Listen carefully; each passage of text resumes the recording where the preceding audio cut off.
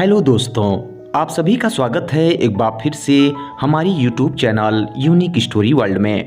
दोस्तों, आज की इस वीडियो में हम आपके लिए लेकर आए हैं एक अनोखी कहानी जिसका नाम है जादूगरनी बहन और 7 तारे। तो चलिए दोस्तों, आपका ज़्यादा समय ना लेते हुए इस कहानी को शुरू करते हैं। बहुत समय पहले की बात है। एक स्त्री जो कि एक जादूगरनी थी, वह अपने 7 सौतेले भाइयों के साथ अकेली एक जंगल में रहती थी। और जब रात में उसके भाई सो जाते थे तब वह उठकर काली जादुई विद्या को सीखा करती थी। और धीरे धीरे वह जादुई विद्या में काफी प्रवीण भी हो गई, जिससे वह पक्षियों और जानवरों से बातें भी करने लगी। और उसने एक कौवे को अपना गुलाम भी बना लिया था। लेकिन अब वह अमर होना चाहती थी और इसके लिए उसे अपनी काली शक्तियों को प्रसन्न करने के लिए 7 मनुष्यों की बलि चढ़ानी जरूरी थी। वह काफी सोच विचार की, पर उस जंगल में 7 मनुष्यों का मिलना मुश्किल था। लेकिन वह किसी भी कीमत पर अमर होना चाहती थी, इसलिए उसने अपने भाइयों को ही मारने की योजना बनाने लगी। और फिर एक दिन उसके 6 बड़े भाई कहीं बाहर गए हुए थे। केवल सबसे छोटा भाई ही घर में था। उसने उस भाई को भी बाहर भेज दिया ताकि वह उन सबको मारने की योजना बना सके। एक दिन जब उसका सबसे छोटा भाई चिड़िया मारकर घर वापस लौटा तो उसने सुना कि उसकी बहन एक हिरन से कह रही थी कि मैं बहुत जल्द अपने भाइयों को मारकर अमर हो जाऊंगी। इस बात पर हिरन बोला, यदि यह राज तुम्हारे भाइयों को पता चल जाए और वे तुम्हें ही मार दें तो?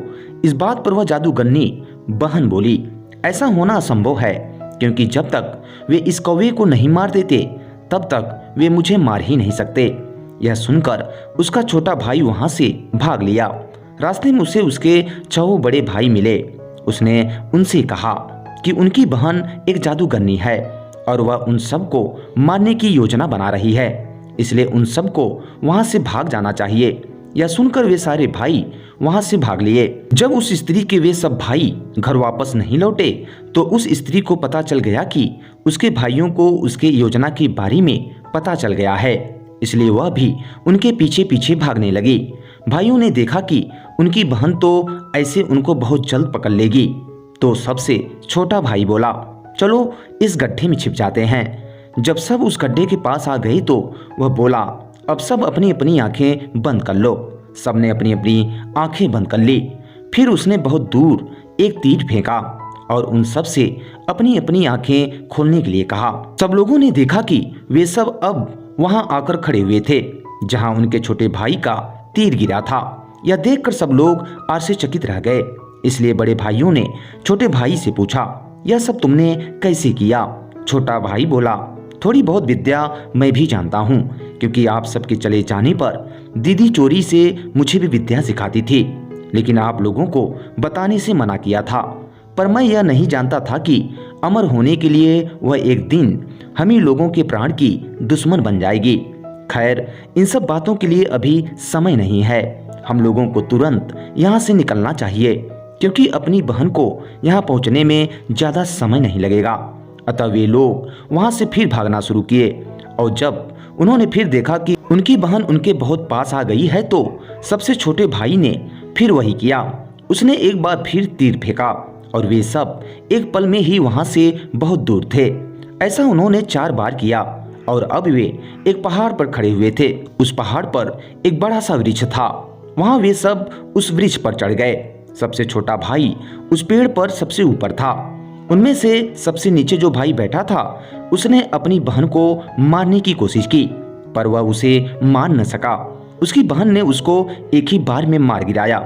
इस प्रकार उनकी बहन ने अपने सबसे छोटे भाई ध्रुव को छोड़कर अपने सभी भाइयों को मार डाला। इतने में एक चिड़िया उड़ती हुई आई और बोली, ध्रुव वह देखो, वह कौवा। चिड़िया की बात सुनकर ध्रुव ने बहुत संभल कर उस कौवे को मारने के लिए तीर चलाया, पर उसका तीर उस कौवे को केवल छू ही सका। फिर भी उसके तीर से उस कौवे के पंख को छूने से ही उसकी बहन चक्कर खाकर गिर पड़ी। चिड़िया फिर उड़ती हुई आई और उसने फिर वही कहा। अब की बार ध्रुव ने फिर से तीर चलाया। अब की बार उसका निशाना ठीक लगा। उसने उस कौवे को मार दिया। पंख टूटते ही उसकी बहन भी मर गई। ध्रुव ने अपनी बहन का दिल निकाल लिया और उसके छोटे छोटे टुकड़े करके उनको सुखा लिया। जब वे सूख गए तो उसने उनको जला दिया। उसका धुआं सूंघते ही उसके 6 भाई जिंदा हो गए। अभी वे लोग अपने भविष्य के बारे में सोचने लगे। सबसे बड़ा भाई बोला, क्यों ना हम 7 भैंसे बन जाएं और एक साथ रहें। ध्रुव बोला, नहीं, ऐसे तो लोग हमको मार देंगे। दूसरा भाई बोला, यदि हम 7 हिरन बन जाएं तो। ध्रुव ने उनकी यह भी सलाह नहीं मानी, क्योंकि इस तरह भी उनको कोई मार सकता था। औरों ने सलाह दी कि वे 7 झील बन जाए, या 7 पेड़ बन जाएं, या फिर 7 पत्थर बन जाएं। पर ध्रुव ने सब में कोई न कोई गड़बड़ी निकाल ही दी। इस पर उसके 6 भाई बोले, तो आखिर तुम चाहते क्या हो? ध्रुव बोला, मैं चाहता हूँ कि हम सब लोग एक साथ ऐसे ही पास बैठे रहें, पर यहाँ नहीं, आसमान में। और फिर आने वाले समय में लोग हमारे बारे में कहानियां कहा करेंगे। सबने पूछा, वह कैसे? तब ध्रुव ने आसमान की तरफ एक तीर चलाया और फिर वे 7 तारे बन गए और एक साथ रहने लगे।